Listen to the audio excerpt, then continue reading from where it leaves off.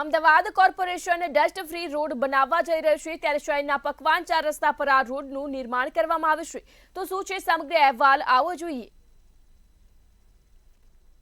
અમદાવાદ શહેર રોડ રસ્તાને લઈને અનેકવાર વિવાદોમાં સામે આવતો હોય છે। ખરાબ રોડ રસ્તા અને ધૂળની ડમરીઓના લીધે વાહન ચાલકોને ભારે હાલાકીનો સામનો કરવો પડતો હોય છે અને જેના લીધે લોકોના રોષનો ભોગ તંત્ર બનતું હોય છે। જો કે હવે આ સમસ્યાથી લોકોને છુટકારો મળવા જઈ રહ્યો છે। અમદાવાદ કોર્પોરેશન હવે ડસ્ટ ફ્રી રોડ બનાવવા જઈ રહ્યું છે અને ત્યારે શહેરના પકવાન 4 રસ્તા ઉપર પ્રથમ રોડ બનીને તૈયાર થઈ ચૂક્યો છે।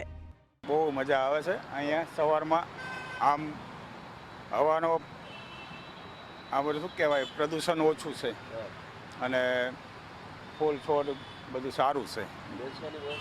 બેસવાની વ્યવસ્થા સારી છે, સ્વચ્છતા સારી છે, ચાલવાની પણ મજા આવે છે। હું 2 ટાઈમ આવું છું ચાલવા, સવાર સાંજે, મગજ ફ્રેશ થઈ જાય છે। એકદમ સારું અને સરસ। જો પહેલાં જો અહીંયા ગંદકી હતી એ બહુ ખરાબ હતી, અત્યારે તમે જુઓ તો બહુ સરસ છે। જો પણ બને છે અને હું ધન્યવાદ આપું છું કે પહેલાં બહુ ગંદકી હતી, અમે લોકોને ચાલવામાં બહુ સરસ રોડ ઉપર જો વોકિંગ કરતા હતા એ બધા અમે અહીંયા ફરે, તમે સાંજ સુધી સવારે સાંજ જોવો ને તો ભીડ લાગે છે। અહીંયા બહુ સરસ બનાવ્યું છે, લોકોને મજા। અમદાવાદ મહાનગરપાલિકાના જુદા જુદા રોડ આધુનિક અને લેટેસ્ટ બનાવવામાં આવી રહ્યા છે। જે રીતે એરપોર્ટ ખાતેનો રોડ 2 કિલોમીટરનો આઇકોનિક રોડ બનાવવામાં આવ્યો, એ જ રીતે તબક્કાવાર વૈષ્ણવદેવીથી શરૂ કરી ઉજાલા સુધી એનો જે પહેલો ફેઝ છે ડસ્ટ ફ્રી પકવાન સર્કલથી શરૂ કરી ઇસ્કોન મંદિર સુધીનો આપણે વાત કરીએ કે હાલ પૂર્ણતાના આધારે છે। આ રોડની અંદર લેન્ડસ્કેપિંગ, સિનિયર સિટીઝનો માટે બેસવાની વ્યવસ્થા, તદુપરાંત ત્યાં આગળ જીમ અને આપણે વાત કરીએ કે ફાઉન્ટેન, આવી રીતે એક આધુનિક કક્ષાનો આપણે વાત કરીએ કે સર્વિસ તૈયાર કરવામાં આવ્યું છે।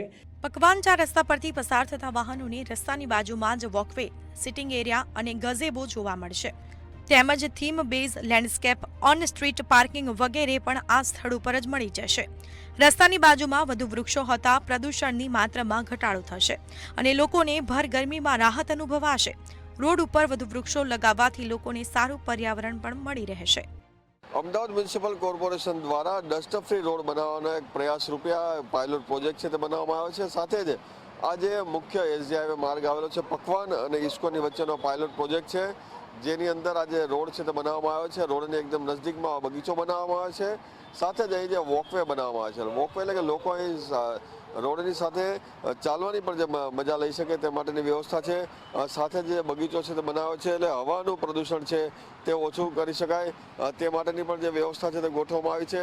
સાથે જ અહીં જે અલગ પાર્કિંગ વ્યવસ્થા પણ જે ગોઠવવામાં આવી છે કે લોકો પાર્ક કરી અને પોતાનું વાહન પાર્ક કરીને બેસી શકે, ગજીબો પણ રાખવામાં આવ્યું છે અને સાથે જ જે હજારોની સંખ્યામાં અલગ અલગ પ્રકારના ફૂલછોડ જે વાવવામાં આવ્યા છે, જેના લીધે એક વાતાવરણ છે તેમાં પણ શુદ્ધિકરણ થઈ શકે, હવા પણ સારી શુદ્ધ મળી શકે અને લોકો છે તે એક સારા પર્યાવરણની મજા માણી શકે। આગામી દિવસોમાં આ પાયલોટ પ્રોજેક્ટ ધીરે ધીરે આખા અમદાવાદ શહેરની અંદર જે આવેલો છે જ્યાં વધારે ધૂળ અને ધુમાડા છે તેવા વિસ્તારો બનાવવાનો પણ કોર્પોરેશને નેમ લીધી છે।